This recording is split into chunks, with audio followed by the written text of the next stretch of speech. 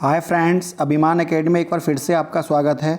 और उत्तर प्रदेश सचिव बेसिक शिक्षा परिषद प्रयागराज ने भर्ती पर स्टे लगाने के लिए एक विशेष तौर पर विज्ञप्ति जारी कर दी है। इस चीज़ के लिए आप समझ सकते हैं, इसमें हम बदले हुए परिदृश्य के बारे में भी चर्चा करेंगे कि अब कौन कौन सी परिस्थिति बदल जाएंगी। Second counselling, first counselling, merit, आवेदन प्रक्रिया में इसका क्या प्रभाव पड़ेगा।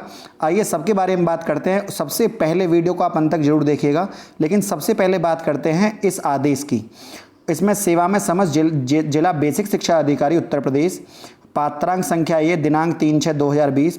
विषय है उत्तर प्रदेश बेसिक शिक्षा परिषद द्वारा संचालित परिषदीय प्राथमिक विद्यालयों में 69,000 सहायक अध्यापकों की भर्ती हेतु आयोजित सहायक अध्यापक भर्ती परीक्षा 2019 में उत्तीर्ण अभ्यर्थियों को नियुक्ति के संबंध में उन्होंने कहा है, महोदय कृपया उपयुक्त विषय परिषद के पात्रांक संख्या दिनांक 29/5/2020 और पात्रांक संख्या ये तथा दिनांक 2/6/2020 का संदर्भ ग्रहण करने का कष्ट करें, जिसके माध्यम से शासनादेश संख्या 13 मई 2020 में 16 मई 2020 तक के लिए अनुपालन के लिए 3/6 से और 6/6 तक ये काउंसलिंग की डेटा लिख रही हैं यहाँ पर 3 से 6 मध्य जनपद स्तर पर संप्रति 69,000 सहायक अध्यापकों की चयन एवं नियुक्ति प्रक्रिया में काउंसलिंग कार्रवाई की जानी है।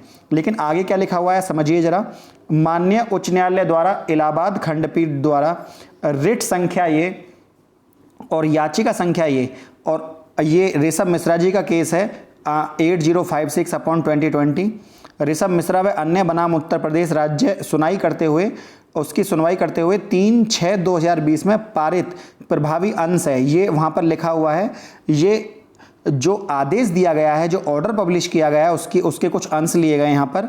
आप पढ़ लीजिए इसमें क्या लिखा हुआ है। In the light of the above, I am clearly to the opinion that a case of interim relief has been made out to the petitioner। यहाँ पर जो पिटिशनर थे ऋषभ मिश्रा और अन्य याचिका जो पड़ी हुई थी लगभग 714, सभी को यहाँ पर रिलीफ दिया गया है, आराम दिया गया है कि इसका मतलब है उनके हित में ये फैसला गया है। The notification dated 8/5/2020 whereby the final answer key has been issued in the hereby stayed, और जो फाइनल आंसर की है उसको स्टे कर दिया गया है। And all the proceeding pursuant and the notification dated 8/5/2020 are also stayed until the next date of listening. अगली सुनवाई की डेट तक के लिए 8/5/2000 बाद के सभी नोटिफिकेशन को यहाँ पर लिस्ट करते हुए स्टे कर दिया गया है और उनको रोक दिया गया है। और उक्त के संबंध में मुझे यह कहने का निर्देश हुआ है कि माननीय उच्च न्यायालय द्वारा पारित उपयुक्त आदेश दिनांक 3/6/2020 के अनुपालन में 69,000 सहायक अध्यापक भर्ती प्रक्रिया में संप्रति गतिमान समस्त कार्रवाई को अग्रिम आदेश तक स्थगित किया जाए। कृपया आदेश को सुनिश्चित करें। और देख लिया विजय शंकर मिश्रा जी का ये सचिव हैं और इन्हीं के संबंध में ये। अच्छा, अब बात कर लेते हैं इससे क्या भर्ती प्रक्रिया पर क्या प्रभाव पड़ेगा।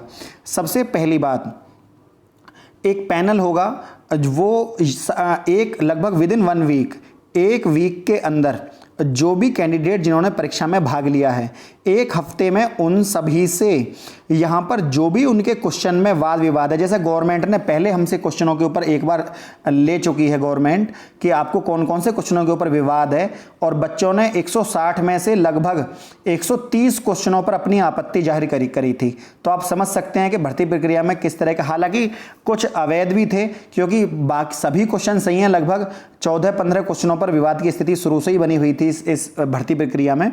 तो एक वीक के अंदर आपत्ति मांगी गई है। उन आपत्तियों को एक वीक के अंदर ये जो पीएनपी विभाग है, पीएनपी डिपार्टमेंट उसको यूजीसी को देगा, जो यूनियन ग्रांट कमीशन है। यूनियन ग्रांट कमीशन को फिर समय दिया गया है कि यूजीसी के जो महानिदेशक हैं वो एक हफ्ते के अंदर, विदिन 1 वीक, एक हफ्ते के अंदर अंदर एक एक्सपर्ट की टीम को गठित करेंगे और वो एक्सपर्ट की टीम 2 हफ्ते में उन क्वेश्चनों का आकलन करेगी, सभी प्रश्नों का, जिनके ऊपर भी एक हफ्ते के अंदर आपत्तियां ली जाएंगी, दोबारा से आपत्तियां ली जाएंगी एक हफ्ते के अंदर। ये कार्य पीएनपी का है। और फिर 2 हफ्ते के अंदर वो एक्सपर्ट अपनी उन क्वेश्चनों के ऊपर राय देंगे कि क्वेश्चन कितना सही है, इनके उत्तर कितने सही हैं। और फिर वो 14 जुलाई को न्यायालय के समक्ष वो एक्सपर्ट की टीम अपने उत्तर कुंजी को रखेगी, क्योंकि न्यायालय ने यहाँ पर ये कहा है कि हम कोई एक्सपर्ट नहीं है विषय वस्तु के, हमारा काम जुडिशरी पावर को हैंडल करना है। तो उन्होंने एक्सपर्ट की टीम को इसलिए यूजीसी को हायर किया है, और वो हमारे देश की सबसे बड़ी प्रतिष्ठा संस्थान है। तो आप समझ सकते हैं कि यहाँ पर भर्ती प्रक्रिया में वो एक्सपर्ट टीम उन सभी प्रश्नों के ऊपर, तो कहीं ना कहीं इस भर्ती प्रक्रिया में सबसे पहली बात तो आंसर की जो है वो आंसर की यहाँ पर चेंज हो जाएगी। गवर्नमेंट की गलती ये रही कि गवर्नमेंट को अभी जिला आवंटन सूची नहीं देनी थी जब तक कोर्ट का आदेश ना आ जाए। अब इससे उन बच्चों का बड़ा मानसिक उत्पीड़न रहेगा जो बिल्कुल बॉर्डर लाइन पर हैं। बॉर्डर लाइन से यहाँ पर मेरा अर्थ है, मान लीजिए कोई जनरल में बच्चा 67.1 है और वो बिल्कुल लाइन पर ही पास हुआ है, उस बच्चे की मानसिक प्रताड़ना ये रहेगी पता नहीं मैं इन हूँ या आउट हूँ, क्योंकि कुछ बच्चे यहाँ पर पास होकर अंदर आएंगे और जो बॉर्डर लाइन वाले कुछ बच्चे हो सकता है बाहर चले जाएं। तो यहाँ पर बहुत चीज़ें बदल जाएंगी। अब आंसर की दोबारा आएगी तो कुछ बच्चे यहाँ पर अंदर आएंगे और कुछ बच्चे यहाँ पर बाहर चले जाएंगे।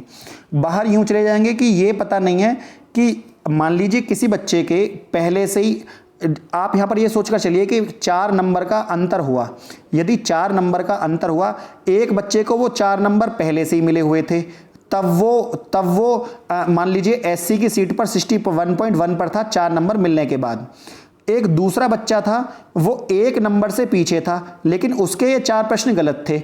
अब वो 1 नंबर से पीछे था इस लिस्ट में, अब वो चाहे एससी का हो चाहे ओबीसी का, अब उसे 4 प्रश्न और मिल गए, एक नंबर से पीछे था, तो वो इस बॉर्डर लाइन वाले बच्चे को काटकर अब आगे जाएगा। तो ये बच्चा जो बॉर्डर लाइन पर था ये तो निकल गया बाहर।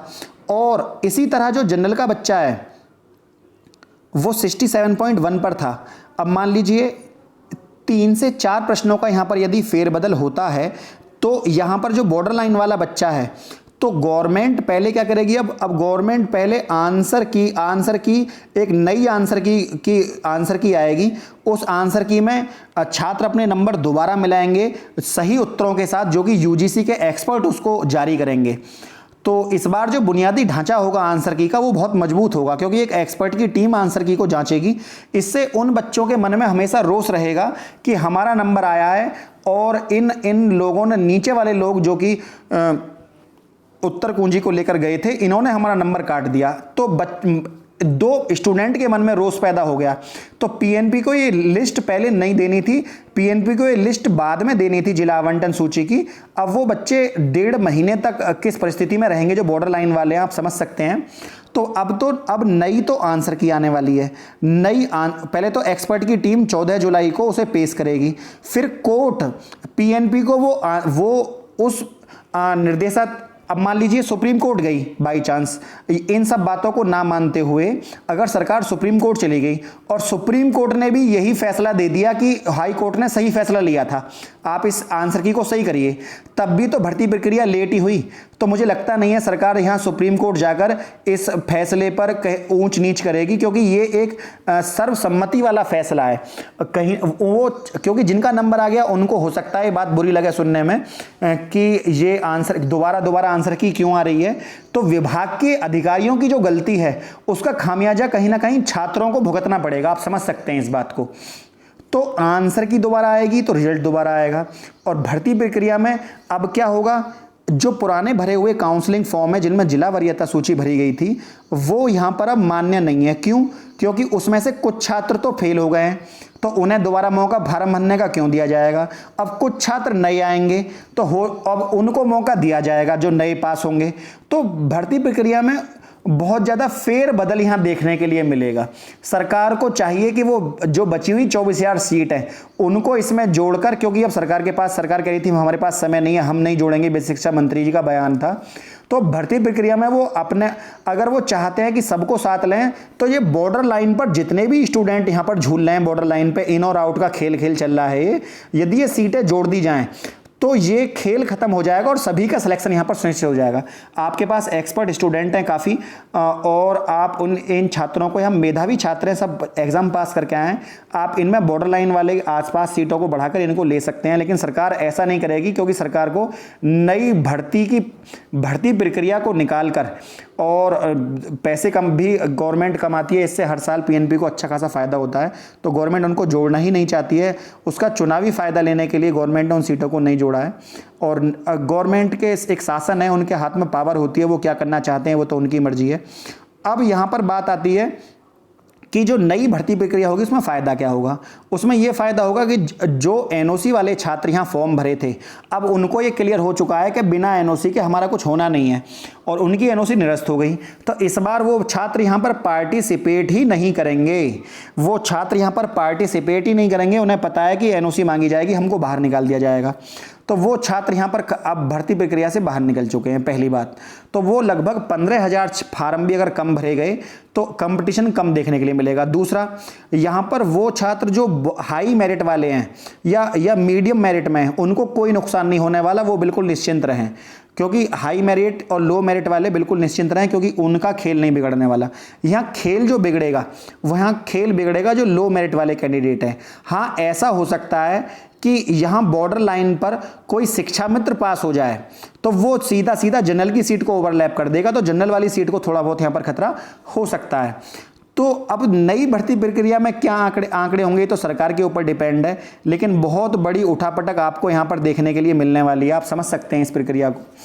तो भर्ती प्रक्रिया में अब आगे क्या होगा, जो बॉर्डर लाइन वाला स्टूडेंट है उसको तो कहीं ना कहीं फ़ायदा मिलने वाला है, और जो बॉर्डर लाइन वाला स्टूडेंट नहीं है उसको यहाँ पर इसका खामियाजा उठाना पड़ेगा।